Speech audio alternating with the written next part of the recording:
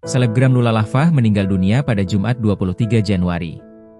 Sosok yang dikenal aktif dan dekat dengan pengikutnya itu ditemukan meninggal dunia di apartemennya. Peristiwa memilukan tersebut terjadi di apartemen SNC Dharma Wangsa, Jakarta Selatan. Kini terungkap sosok yang pertama kali menemukan Lula Lafah meninggal dunia.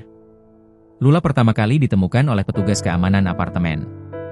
Penemuan jenazah Lula sontak membuat suasana apartemen mendadak geger. Informasi ini kemudian dibenarkan oleh pihak kepolisian. Kabid Humas Polda Metro Jaya, Kombes Budi Hermanto, menyampaikan keterangan resmi terkait peristiwa tersebut. Menurut Budi, Lula ditemukan dalam kondisi tidak bernyawa sekitar pukul 18.44 waktu Indonesia Barat.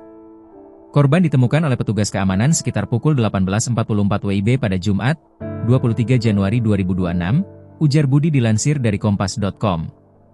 Hingga kini, lokasi penemuan masih menjadi fokus penyelidikan aparat kepolisian.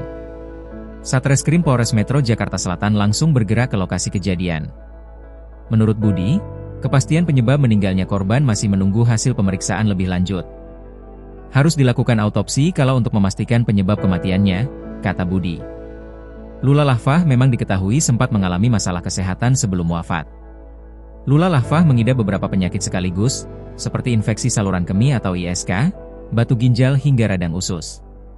Kombinasi berbagai penyakit tersebut membuat kondisi kesehatan Lula Lafah menjadi sangat rentan.